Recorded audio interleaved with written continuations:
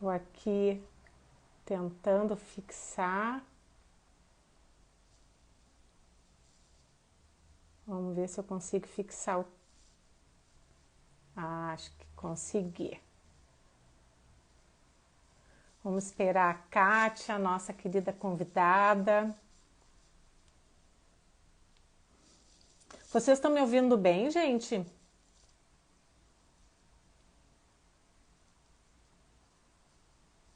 Estão me ouvindo? Ó, a Kátia já entrou.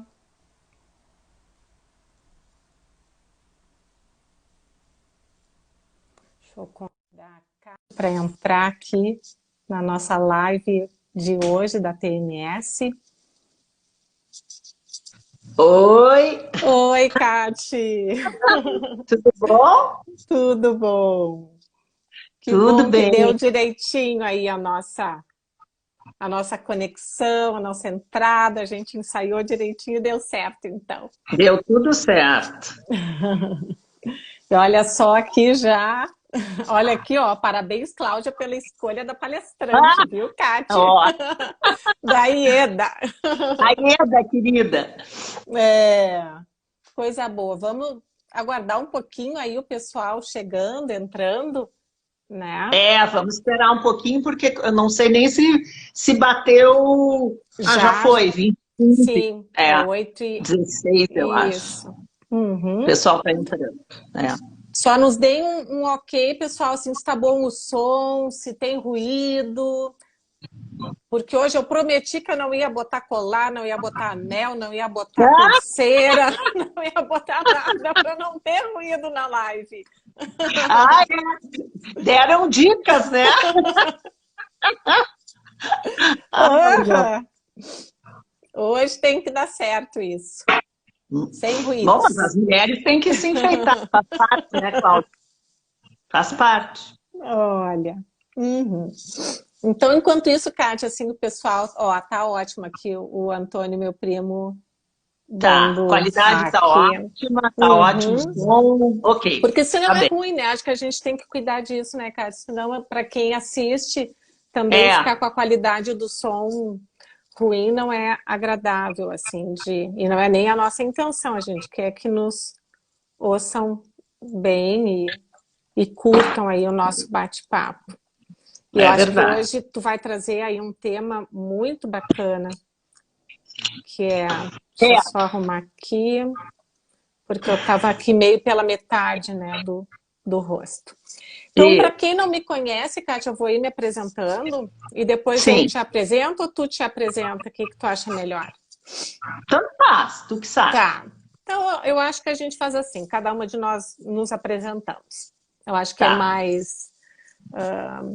Acho que é mais informal e eu acho que a ideia aqui, né, é a gente é um poder ter um bate-papo. bate-papo bem bacana, informal, onde tu vai nos trazer, porque tu tem uma longa experiência nessa área da infertilidade. Eu acho que é um tema bem importante. Eu sei que esse tema também impactou muitos casais, porque a pandemia também trouxe mais essa questão, né, para esses casais que já Sim, administram essa dificuldade.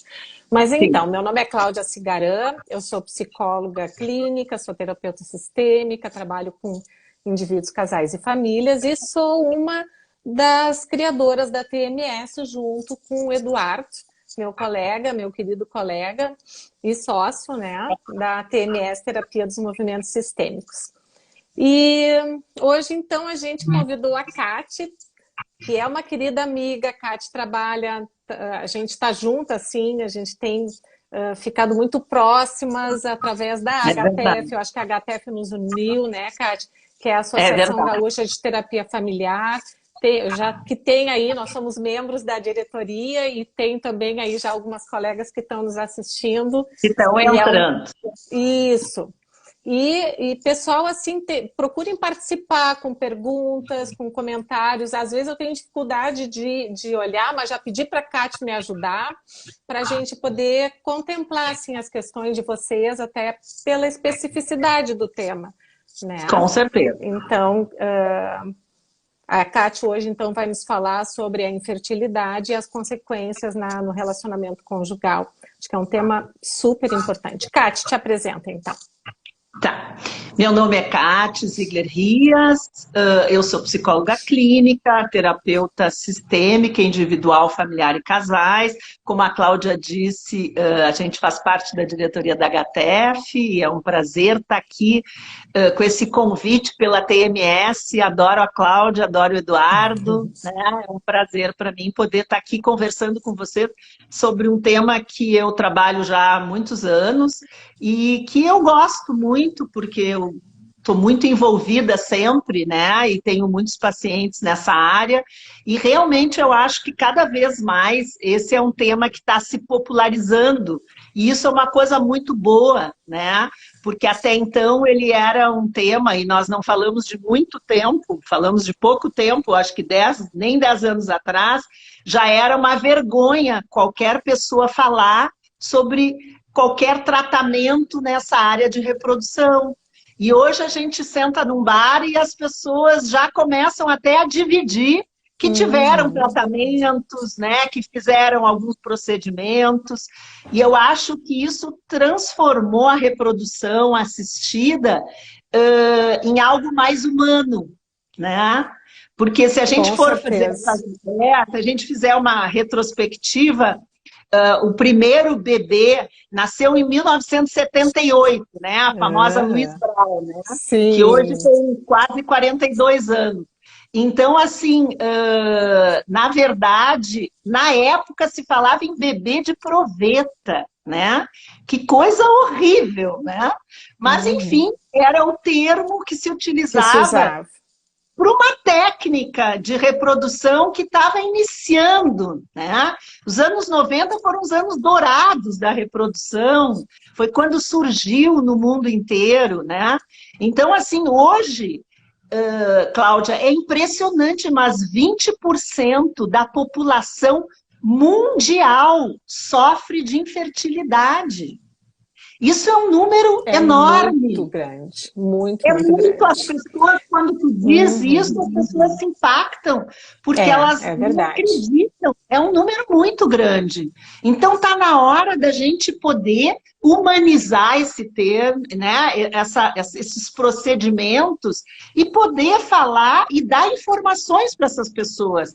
Porque tudo que é secreto, muitas pessoas que é secreto vira mito, né? Com certeza, elas têm pouca informação sobre isso. É impressionante isso. É verdade, Cátia. Eu acho que a nossa geração ainda pegou muito aquela ideia de que a gente nascia já com aquela missão de crescer e se multiplicar, né? Então já era a missão que a gente assumia. E agora, até eu estava lendo um texto hoje e vi essa frase, né? Isso hoje combina bem com a nossa live, né? Crescei-vos e multiplicai-vos. Crescei e multiplicai-vos. Porque era muita tarefa de todo mundo. Hoje já essa questão do multiplicai-vos já tem um espaço de questionar essa crença, essa missão, esse legado. Até a nossa geração atrás a gente ainda questionava com mais dificuldade, né, Cátia? Mas hoje em dia as mulheres já podem decidir se querem ou não ter filhos, os casais já podem, aliás, já contratam isso antes de decidirem se vão ser um casal ou não. Hoje mesmo eu estava conversando com justamente sobre isso, eles estão numa fase que eles estão escolhendo se eles querem ou não ter filhos, e isso já é um tema para o casal, né? No contrato, já na combinação de ser casal, né? Mas ainda tem... Fala.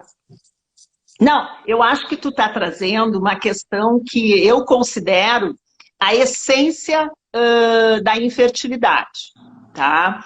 Eu acho que sim, a gente está modificando muitos padrões, né?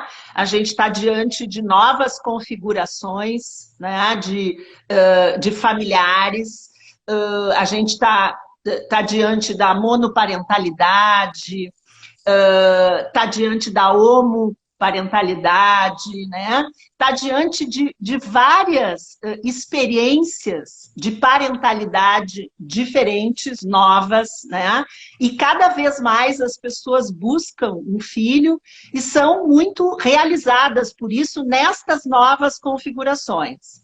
Mas eu acho que a gente não pode deixar de colocar uma questão fundamental, que a infertilidade, ela é muito ainda, muito vivida de uma forma muito avassaladora para quem recebe o diagnóstico da infertilidade, né? Então, assim, tu colocasse muito bem, nós temos muito forte essas crenças, né, transgeracionais, Crenças, de que legados, a gente cresce, namora, casa e tem filhos. Esse é o ciclo da vida esperado para as pessoas, não digo nem para os casais, isso individualmente, como projeto individual. Enquanto quando tu te une a uma outra pessoa, seja um homem ou uma mulher do mesmo sexo, e resolve, né, decide ter um filho, é algo que parece ser inerente ao ser humano. É algo tão fantástico que ainda hoje é tido como fazendo parte do ciclo da vida. Então, assim, qualquer impedimento para os casais que desejam, né? Eu acho que sim. Né? Porque, como tu disseste, já temos casais que se permitem não ter filhos. Depois eu vou dizer por que se permitem, tá? Mas os casais que querem ter filhos, esse impedimento, essa incapacidade é algo tão forte porque há um estigma social muito grande. É um papel esperado, desejado, né, pelo homem e pela mulher, que eles venham a ter filhos. E isso existe uma pressão tão forte, social, familiar, que muitas vezes os casais que buscam tratamento, muitas vezes eles escondem da própria família. Claro. É algo muito forte.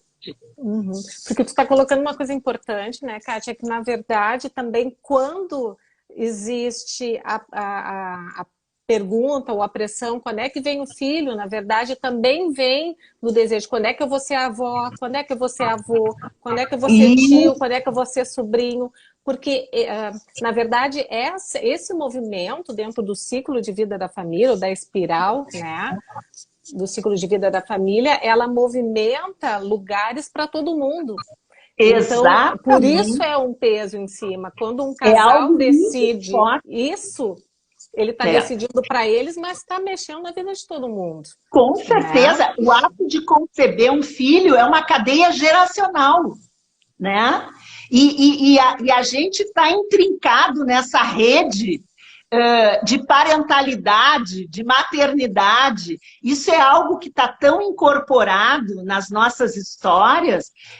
Existe um autor que chega a colocar que a infertilidade ela é tão avassaladora emocionalmente que é como se tu tivesse diante de uma interrupção na tua biografia de vida, né? Do teu script de vida.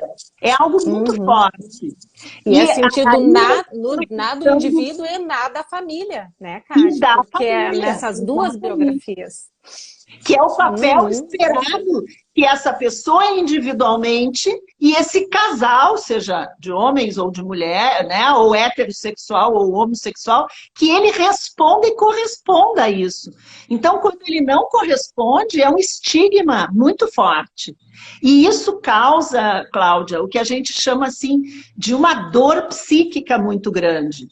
Né? Sim. Então, são expectativas realmente, né? Até aqui, ó. Que tava Helena, né? Então, a dor... E aí, assim, ó, primeiro tu entra na questão de investigar, porque até então, como assim? Né? Como eu me deparo com impedimento se eu namoro, caso e tenho filhos? Então, de repente as pessoas se deparam com o impedimento, às vezes os casais custam a investigar em função disso, Sim. pelo estigma, pela vergonha, né? Ninguém E parte desse princípio, né, Kátia? Ninguém parte desse ninguém, princípio. a gente parte do princípio que quando tu queres ter filhos, tu vais alcançar esse desejo. Mas aí entra também outra questão importante. Hoje, né, nós estamos postergando Sim. muitas vezes a gravidez, a concepção, né? As gerações mais jovens estão priorizando o trabalho, então a vida ocupacional, Viagens, relacional, o próprio viajar. relacionamento. Então, assim, as relações também estão instáveis, né? Não são relações tão estáveis como antigamente. Então, aquele padrão nuclear, pai, mãe, filhos, né? Isso está se modificando. Então, assim, isso é muito novo ainda. Mas ainda a gente está carregando esse estigma muito forte. Então, os casais sofrem muito quando se deparam com isso, porque eles entram num processo de investigação, eles têm que entrar em contato com o diagnóstico, com a escolha do tratamento, muitas vezes, né? Que existem muitas escolhas de tratamento. Que bom, hoje temos maravilhosas técnicas, né? Cada vez mais aperfeiçoamento, fantástico. Cada vez mais o sucesso dos tratamentos tem sido feito, mas ainda hoje, passar por toda essa jornada é algo ainda muito doloroso. Sim, né? Sim. E eu fico pensando, Kati, acho que aí tu pode nos trazer mais sobre isso, né? Essa questão, assim, quando o diagnóstico foi dado para aquela pessoa e não para outra. Como é que Sim. fica isso no casal, né? Eu estou impedindo, eu sou o culpado. Como é que fica para o casal poder conversar sobre isso? Porque ali pode, se o casal não se comunica sobre essa dor, com medo de machucar o outro, né? Ou com medo de entrar e até ouvir o que não gostaria, na verdade aí é que começa a se formar uma bola, né? É muito forte, por exemplo, carregar no casal a causa definida, a gente chama, né? Porque cada vez mais isso é uma reformulação na interação do tratamento, do diagnóstico, de quem trabalha com infertilidade, foi cada vez se modificando dentro dos centros de reprodução assistida a importância também de um profissional da área emocional para poder entender que esses casais, essas famílias precisam ser assistidas. Né? Porque realmente é muito impactante tu receber esse diagnóstico. E é mais impactante passar por um tratamento, muitas vezes, que nem sempre vai ter um resultado positivo no final. Né? Então tem mais isso. Então, assim, a gente sabe que quem carrega o estigma da causa, ele se enfraquece, ele se torna mais vulnerável dentro da díade, né? Da relação do casal. E isso acaba impactando muito emocionalmente esse casal. Porque nesse momento a gente percebe assim, que muitos casais colocam toda a expectativa do relacionamento em cima dessa decisão. Isso é uma outra questão importante, né? Esse casal, se ele colocar todas, como a gente diz na gíria, todas as fichas nessa função de parentalidade, a conjugalidade vai ficar empobrecida. Né? Então, tem que haver outras satisfações em outras áreas desse casal. Então, isso é muito importante, né, Cláudia, tu trabalhar com esses casais. Por isso que é muito importante quando passam pelos centros de reprodução assistida ou pelos consultórios, poder dizer para esses casais abrirem um espaço também para outras áreas de satisfação, né? Ter um filho não pode ser o que muitas vezes se torna, quando tu é impedido de tê-lo, se torna muitas vezes uma obsessão. E Sim. isso empobrece demais a relação do casal. Eu acho que está trazendo uma coisa importante, porque, na verdade, o que mais, na verdade, empobrece são os desdobramentos disso, é o como o casal lida com isso. Porque Com certeza. questões, né, dificuldades, problemas, conflitos, todos os casais vão viver. Então, esse é mais um deles. E, na verdade, Sim. se é um casal que pontua o seu encontro na pessoa, né, naquele encontro conjugal, sendo essa a base do contrato, é poder eles ficarem juntos, e quando eles chegam nesse momento com essa base bem fortalecida, fica mais fácil administrar isso, até poder Sim. conversar sobre isso. Agora, Sim. quando isso abala o contrato conjugal de uma maneira importante, quando esse casal já vem abalado na sua possibilidade, no seu contrato, na força do seu contrato conjugal, é mais complicado de administrar. Ah, sim.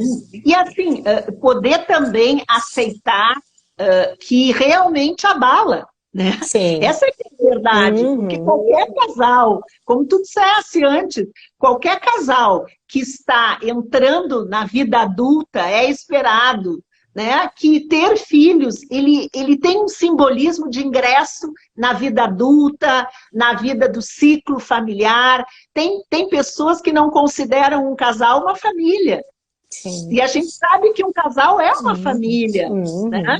Hoje, muitos casais podem se permitir não ter filhos por opção, mas é algo diferente tu poder optar e tu ser impedido de ir em busca, principalmente numa sociedade que é muito regulada pela produtividade, por metas, por alcançar sucesso, né? Então, hoje em dia, o impedimento ele tem, então, um simbolismo também muito forte, um impacto também mais emocional ainda nesse sentido, né? É como tu não ter poder social.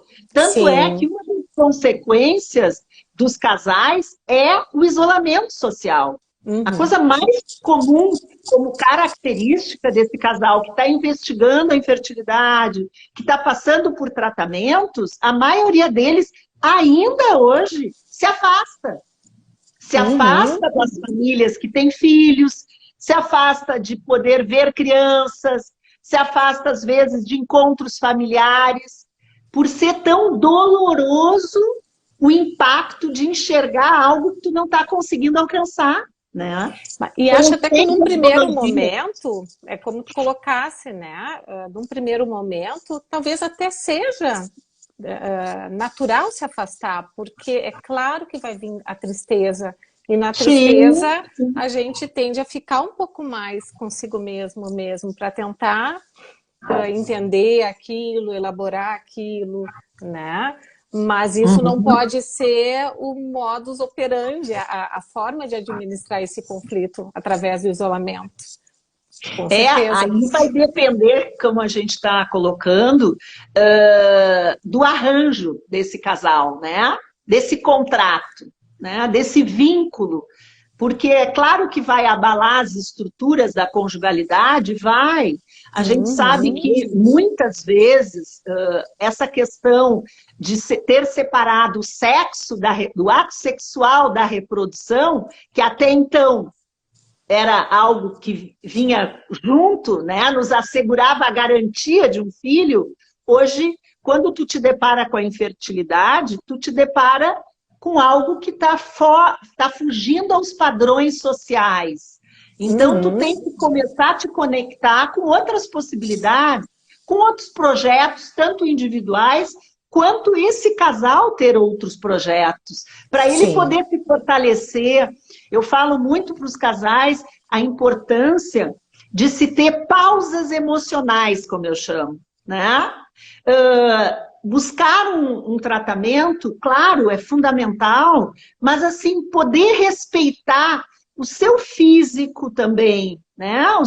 Porque há também um procedimento muito invasivo nesses tratamentos, né? Então, assim, isso tudo mexe muito tanto com as mulheres quanto com os homens, mas a gente sabe que, na maioria dos tratamentos, as questões hormonais se passam muito mais pelas mulheres, né? É a mulher que tem que abrigar esse ser, né? Então, ela tem que preparar para que esse ser entre dentro dela. Então, assim, para que tudo isso ocorra, o sentimento invasivo, ele se passa mais pela figura feminina. Por isso que eu tenho dito que é fundamental incluir, né, esse homem no processo, quando ele não é a causa, eu digo, né? Porque às vezes ele é a causa. Durante muitos anos, as mulheres protegiam esses homens do diagnóstico de infertilidade. Era muito comum, às vezes, as mulheres carregarem o estigma da infertilidade para não colocarem publicamente esta dor. E aí eu acho que entra outra questão que a gente conversou, que é como é que o gênero recebe, né? O homem e a mulher, eles sentem de formas diferentes essa infertilidade, essa incapacidade. O homem é muito ligado à virilidade, à masculinidade. E a mulher é algo que está muito intrínseco à questão da sua crise de identidade mesmo, a sua formação de identidade. Então, assim, não é nem melhor nem pior, são diferenças de gênero. Mas nesse que, graças a Deus, estão começando a ser desconstruídas, né? Cada vez mais o homem também está podendo trazer as suas emoções, a sua dor. E aí entram as novas configurações, né? Eu acho que com as novas configurações entrando e buscando a reprodução assistida, nós profissionais da área que trabalhamos com isso, é muito importante sermos desprovidos de preconceitos, né? Porque nós temos arraigados aquela família nuclear que nos foi imposta, né, que tem a ver com a nossa história, nós terapeutas e nós pessoas, né, também. Então, assim, é muito importante quando tu lida com as novas configurações familiares, tu estar diante de realmente outras referências. A parentalidade, aquela construída sobre a família nuclear, não é, são novos referenciais que estão sendo estudados, né? E tem muitas pesquisas já na questão da monoparentalidade, por exemplo, né? Que é uma pessoa só com um filho, né? Seja um homem e uma mulher, mais ainda as mulheres, isso está ocorrendo ainda, mas o papel do pai está sendo também redefinido e cada vez mais esse homem também está podendo buscar a parentalidade de outra forma. Então, assim, nós estamos também num momento de muitas mudanças. Isso é verdade, né? Muitas mudanças. Sim. Eu tive... já trabalhei com duas mulheres que já estavam assim numa idade mais madura, né? E ambas estavam assim com muita tensão com relação a essa questão de ter filhos. E a gente trabalhou muito a questão do congelamento dos óvulos, para que elas pudessem baixar um pouco essa ansiedade e poder seguir as suas escolhas pessoais e até os seus encontros de parceiros de uma forma mais tranquila. Porque a mulher tem essa questão também, né, Kátia, que é uma questão real, é biológica. Então, chega uma hora que o relógio, ele tá ali. E isso eleva muito a ansiedade da mulher, até nesses processos de reprodução assistida dos casais que eu acompanho. Eu não sou especialista nisso, mas como eu sou terapeuta de casal, acaba que eu recebo alguns casais, né, que passam por esse período, e eu noto que muitas vezes a mulher também acaba ficando mais ansiosa por essa questão. Muito mais. Porque as mulheres, tanto a mulher solteira quanto a que está passando por esse momento. Sim, porque a gente, é interessante, porque já deve ter passado por ti no consultório, casais onde as pessoas têm informações, né, são cultas, são esclarecidas, né, às vezes até da área da saúde, o que não é incomum, e às vezes quererem engravidar perto dos 40 anos. E a gente sabe que a fertilidade, né, o declínio da fertilidade a partir dos 35 anos é muito grande. a cada ano após os 35, há um decréscimo da fertilidade. Então, assim, aí o que que acontece? Como as mulheres, normalmente, os casais estão postergando essa gravidez, são essas, né, são essas pessoas que vão ser os possíveis candidatos aos tratamentos de reprodução assistida. E aí entra a criopreservação de óvulos, que é o congelamento, que é uma possibilidade, né, dos jovens hoje, principalmente os jovens, né, as mulheres, poderem fazer isso. Claro que ainda não é tão acessível a nível de custos, mas eu acho que isso é uma questão de muito pouco tempo, né? Mas eu acho que não é só uma questão de custos, mas é uma questão de informação. Né? Eu conversava também com a Rafaela numa outra live que a questão da informação é uma questão importante. As pessoas são muito desinformadas sobre infertilidade e pessoas que são esclarecidas. Então, as mulheres têm que saber que elas têm a idade dos seus óvulos, né? Ou melhor, os seus óvulos têm a sua idade. Então, assim, poder se organizar dentro disso. E claro, como tu disseste, às vezes a gente que tem muitos jovens no consultório vê a ansiedade das meninas ali pelos 32, 33 anos. Né? Cate, não tenho ninguém, minha relação não é estável, estou sozinha. E já começa aquela ansiedade a fazer parte da tua vida. E isso é muito ruim, né? Muito ruim. Acho que essa questão que tu está colocando assim da desinformação, me parece que ela está muito voltada, muito próxima dessa questão de que até pouco tempo esse tema era segredo. Não era um tema que fazia parte de uma conversação. E quando eu recebo casais assim, é isso que eu ajudo, que eu procuro trabalhar com eles, que eles possam conversar entre eles, que eles possam conversar isso com amigos. Porque, como tu colocasse ali no início, quando eles conversam, eles descobrem que eles são acolhidos, que eles não... Que antes, né, que aquele temor do julgamento, na verdade, muitas vezes, eles, ao invés disso, eles encontram o acolhimento, eles encontram pessoas, enfim, notícias de outros casais que também já fizeram, então eles encontram informação. E isso para eles alivia. Com o número de pessoas que também têm problemas. Porque muitas vezes, quando tu divide o problema, tu te depara com muitos casais que também têm esse problema. E até a quantidade de vezes. 20% da população mundial. Isso é um número enorme.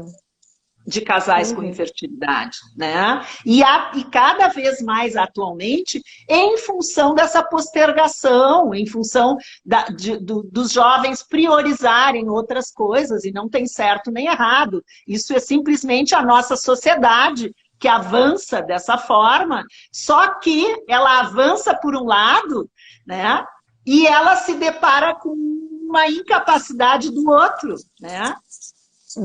Então eu acho que eu não sei que aqui é 20% da população mundial. 20% ali estava perguntando. Da população mundial. Né? Então assim é um número muito alto, né? Muito alto. E a fertilização in vitro nas técnicas de reprodução, ela cresceu 7 vezes mais né? Assim, ela cresceu de uma forma muito grande nesses 7 anos para cá, né? E ela está se aperfeiçoando cada vez mais também, né? Com bons resultados. Agora tem uma questão, né, Kátia, que eu acho que é importante, principalmente para a gente que trabalha com casais, né? E a gente está num mundo onde a obtenção, onde a frustração é muito complicada. Hoje, cada vez mais as pessoas têm dificuldade de lidar com a frustração. Então, tem a frustração de receber essa notícia e depois tem a frustração de fazer 1, 2, 3. Como é que se trabalha esses casais no sentido deles poderem também começar a trazer outras possibilidades? Porque eu noto, pelo menos assim, algumas experiências que eu tive, muitas vezes eles acabam trazendo, mas se a gente ficar pensando em outras alternativas, é como se a gente estivesse assumindo que a gente não vai conseguir. Então é como se a gente estivesse botando uma energia negativa, é como se a gente estivesse desistindo. Então não há possibilidade de pensar outras alternativas. E a gente vê que eles entram naquele looping de muitas tentativas, sim, tentativas, tentativas, e vão começando a gastar o que não tem, porque é caro. Né? É caro, ainda é muito caro. O que a Laide colocou, ó, é que também está ficando mais acessível financeiramente. Sim, é aquilo que a gente colocou pra lá no início. Duas. Está se popularizando, né, cada vez mais, mas de qualquer forma, quando tu te depara com a questão da infertilidade, às vezes com a idade, né, com uma reserva baixa ovariana, né, uma baixa reserva ovariana, com a idade avançada, tu te depara com tempo. Né? E isso é muito complicado nos tratamentos e eleva o nível de ansiedade, né, dessas mulheres e desses homens também, mas nesse caso mais das mulheres, de uma forma muito grande. Então, já existem pesquisas muito grandes que associam desordens emocionais, transtornos emocionais, a essa questão de infertilidade, como quadros de depressão, quadros de ansiedade, muito fortes. Por quê? Porque a pessoa pelo hormônio, né? Hã? Inclusive, muitas vezes, quadros de ansiedade e depressão também vêm pela forte carga hormonal que a mulher também utiliza nesse período.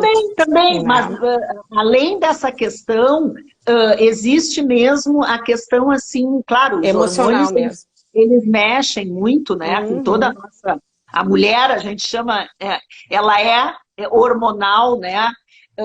Mas assim, acho que tem essa questão de realmente de sofrimento psíquico mesmo, né? De tu poder, porque é atribuído um valor e um poder muito grande à fertilidade ainda. Então, assim, essas mulheres têm que poder reciclarem suas vidas, reescreverem sua biografia, como eu digo, sentarem né, entre o casal e poderem poder negociar outros projetos de vida que eu acho que são importantes, buscar outras satisfações no casal. Não pode ser só atribuído a um filho a responsabilidade da satisfação pessoal e do casal. Não pode, porque não, o filho, por mais maravilhoso que seja, ele não vai corresponder, a gente sabe que não vai corresponder tudo isso, né? Então, seria, assim, uma responsabilidade para essa criança, que é o que ocorre muitas vezes, que é transferida a essa criança a responsabilidade de uma felicidade geral. E não é assim que ocorre. Sim. Então, assim, eu acho que tem que haver também, por parte dos casais, uma reflexão, abrir um espaço para pensar o que esse desejo de ter um filho está significando. Né? A Miriam colocou a cada tentativa frustrada gera um luto no casal. Na verdade, o luto é muito grande. O sentimento de luto é um luto solitário, antes de mais nada, individual, e depois no casal. Então, assim, por isso que eu falo, poder respeitar o seu tempo. Não foi nem duas vezes que eu sentei com casais e disse, escuta, vocês não querem recorrer à adoção, quem sabe? Será que vocês já não chegaram no seu limite pessoal, emocional? Será que não está na hora de ver uma outra forma de ser pai e ser mãe? Que eu acho que a adoção é uma outra forma de parentalidade maravilhosa, né? E eu já acompanhei vários casais que optaram por isso e foram muito felizes, né? Sim, então, e a questão de abrir espaço e discutir sobre essas outras formas de ser pai e mãe não significa abandonar aquela. Só Não, não. significa poder ir abrindo, olhando outras possibilidades. É como quando a gente escolhe qualquer coisa na vida, quando a gente vai viajar, a gente vai escolher o roteiro, mas a gente também percorre outros lugares no mapa, Exatamente. né? É, Então é. é poder flexibilizar, porque o casal chega muito enrijecido. E isso tem Muito, que ser muito. construído devagarzinho com eles, para que eles É. possam ir, né? Quem sabe vamos olhar esse lugarzinho aqui no mapa. O que que parece para vocês? Né? E acho que na medida que esse casal pode abrir espaço para essa reflexão, é, qual a diferença entre a reprodução Reprodução assistida e a e fertilização in fertilização in vitro. vitro? Tá. Reprodução assistida é a fertilização in vitro, é a inseminação artificial, são todos os métodos, são as técnicas utilizadas reprodutivas, né, que nós chamamos de reprodução que é assistida.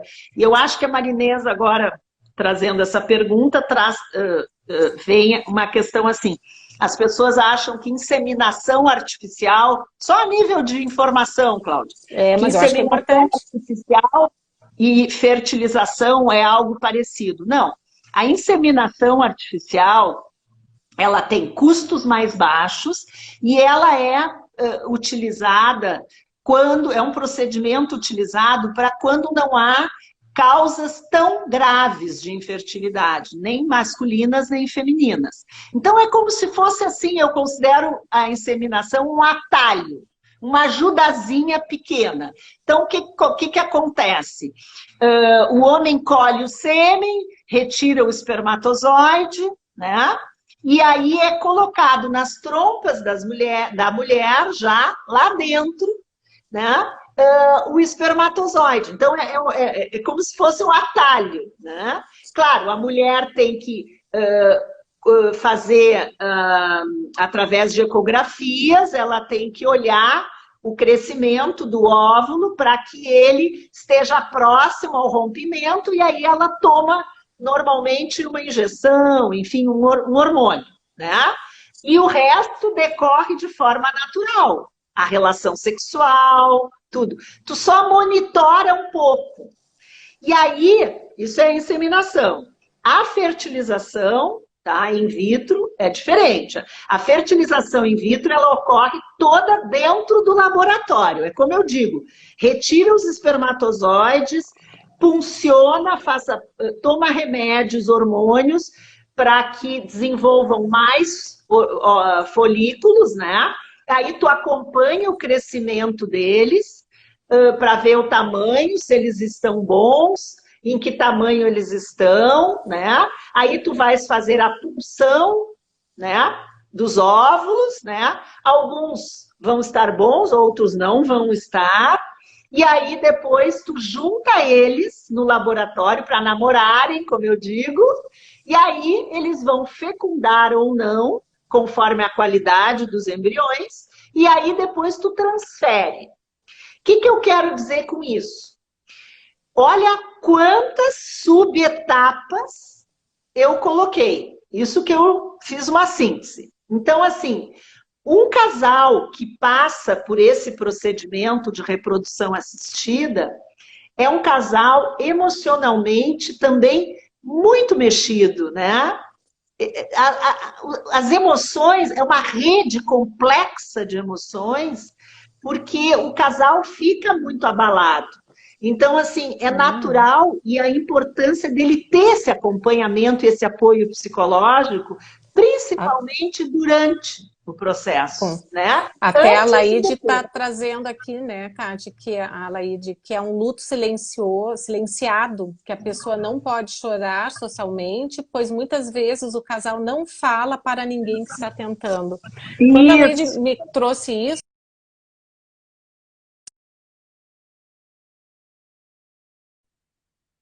Oi. Acho que teve alguma interferência aqui. Quando a Laide trouxe isso, eu fiquei pensando no trabalho com a família, né? Porque eu acho que tem a questão de trabalhar esse casal, mas também de poder trabalhar a família desse casal para também lidar com a dor, porque como a gente colocou ali no início, quando um casal se depara com a questão da infertilidade, está também trazendo luto para outras pessoas. Mas nesse momento, ou seja, para o pai, né, para os pais de cada um, para os irmãos de cada um, enfim, né, que também gostariam de ter as suas vidas transformadas pelo movimento desse casal.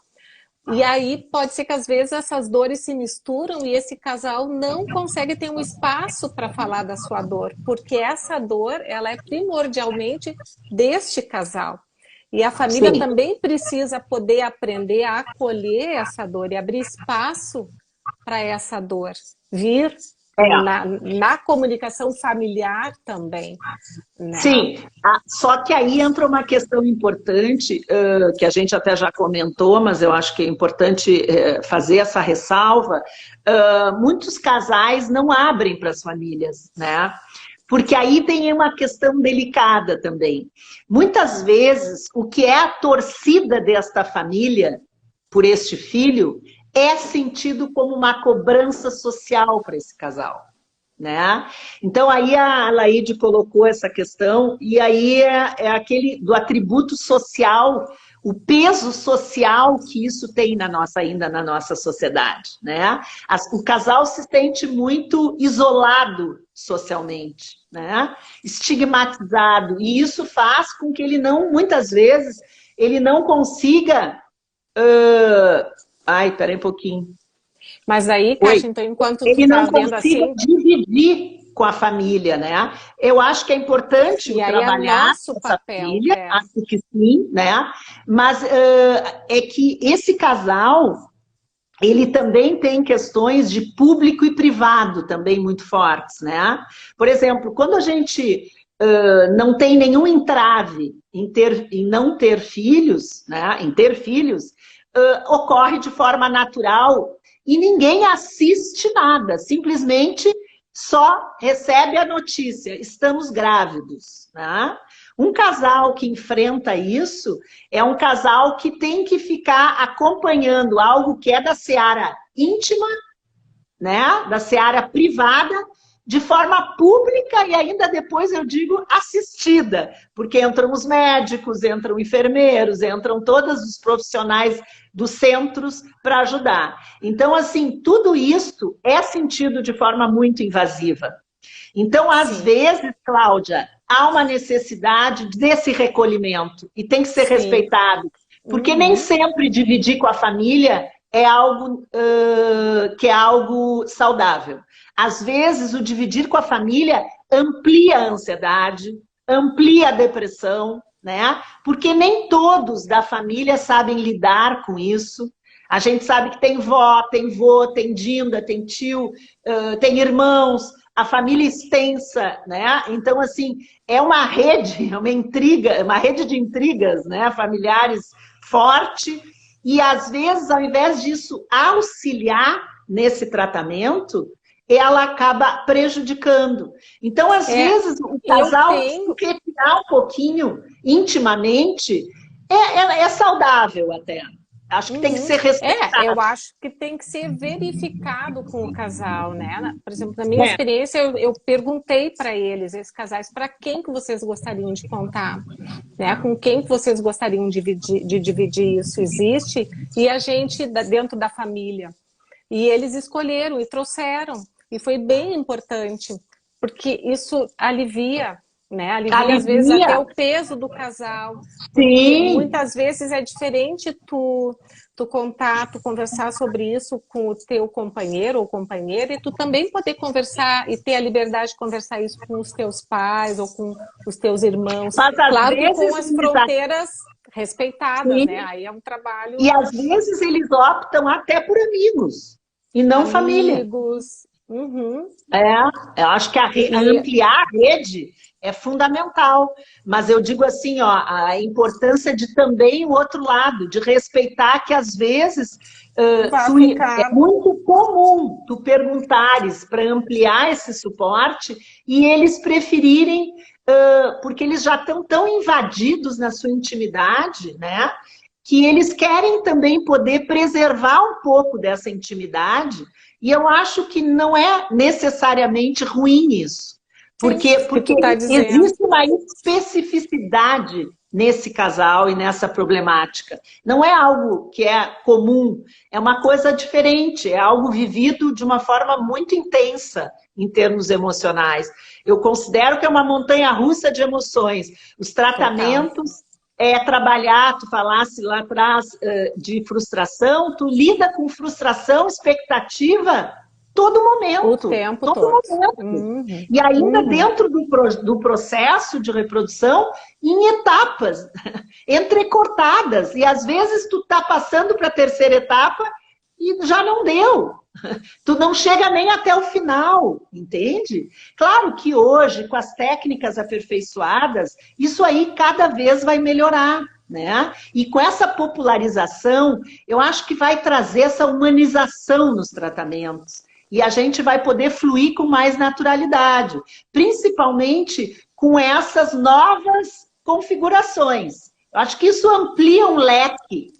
Isso é uma outra coisa que eu acho que a gente podia, antes de encerrar, Kátia, abordar brevemente, assim, porque a gente está falando, assim, dos casais que descobrem a impossibilidade, né, ou a dificuldade de engravidarem, porque a infertilidade não necessariamente significa impossibilidade, né? Sim. E também isso para os casais héteros, mas os casais homossexuais, né, quando eles se unem, eles já estão considerando e querem ser pais, eles já, no contrato deles, já estão considerando a dificuldade nesse projeto. Eles vão ter que ter uma particularidade nessa negociação. Diferente dos casais héteros que se surpreendem no durante. Como é que tu tem visto essa... Tá, deixa eu só rápido aqui uma pergunta. Como você vê a vida sexual desse casal? Dicas para ajudá-los. Bom, é que são tantos assuntos que a gente... É muita coisa. Uma das questões é essa, né? É muito comum a infertilidade, ela abranger a intimidade do casal a ponto de causar disfunções sexuais nesse casal. Isso não é incomum, pelo contrário, esses casais ficam tão marcados, né, com essa sensação de tanta desvalia, né, com essa autoestima baixa, individual e como relação de casal, né, serem potentes também sexualmente, porque eles não conseguem, através do ato sexual, vir a ter um filho. Isso é tão forte a nível de identidade, né, da relação mesmo, que acaba interferindo muito na questão. Por isso as pausas emocionais são importantes, né? Poder realmente, a dica é essa, poder respeitar o seu tempo físico e o seu tempo emocional, individual e relacional. Buscar novas fontes de gratificação. De prazer. De prazer, né? Não Com só certeza. sexual. Outras fontes, né? O casal tem que poder entender que ele tem que buscar prazer e satisfação e bem-estar em outras situações. Mas voltando que a gente vai ter pouco tempo, tu falasse da questão... Me retoma da questão dos casais héteros e dos casais homossexuais. Sim. Né? Porque eles já vão contar, né? Ou através da adoção, ou através do método de reprodução assistida. Sim, da barriga solidária. Da barriga solidária. Nos casais gays, Ou e eu dos espermas. Ou dos espermas. Então, assim, existem novas técnicas, né? E eu acho que isso foi uma grande conquista, né? Porque legitimou muito os casais homossexuais, né? Porque pôde proporcionar a eles o desejo de realizar a parentalidade. E eu acho que isso foi fantástico. Acho que foi a grande conquista na verdade, da E de reprodução. poder escolher como ela vai acontecer também. Exatamente. E de poder, assim, entender que tu pode exercer a parentalidade fora dos padrões das referências da família nuclear que nós temos introjetada. Não, temos a monoparentalidade, como falamos, que cada vez cresce mais, principalmente monoparentalidade feminina, né? A mulher com um filho, a busca da mulher por produções independentes cresce muito, né? A produção dos casais homoafetivos também cresce cada vez mais. Então, assim, há, na verdade, uma nova configuração surgindo e já tem pesquisas a respeito disso, dizendo que são parentalidades saudáveis, né? Que são interações saudáveis para essas crianças, que não são, essas crianças não são fruto de uma relação com problemas no futuro. Sim, não. Sim.